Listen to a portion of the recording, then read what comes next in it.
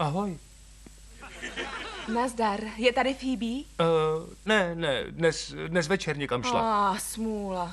A já bych vám nestačil? Těžko říct, vy jste masér? Ano, to jsem. Senzace.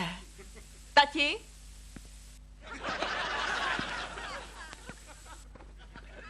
Děkuju moc krát, za hodinu se pro něj stavím.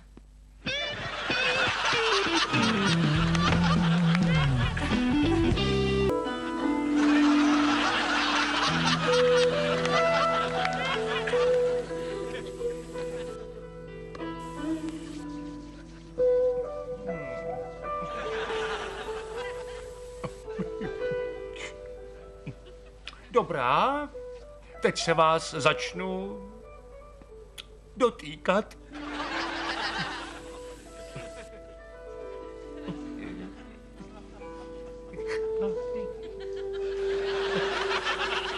To je ale rosol.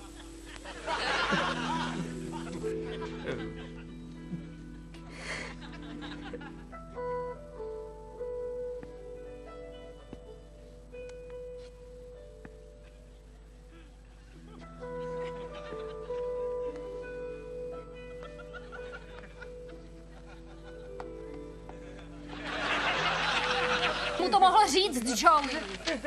Počítám, že jsi tu knížku koupila po našem rozchodu, a? Ano, jasně, protože první jsem potřebovala, když jsme spolu chodili.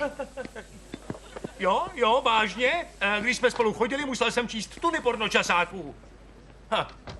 No co je? Rossi, co si to provedl tomu starci? Promiňte, dámy.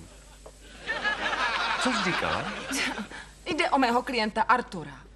Volala jeho dcera, že nějaký chlap, co pro mě pracuje, mu dnes provedl dost podivnou masáž. To byla vysoce profesionální masáž. Říkala, že do něj šťouchal vařečkama. Dobře, nebyla to tradiční masáž. Aplikoval jsem ale akupresoru čínskýma tyčinkama a jemně jsem ho odkřupnul tyčí od smetáku.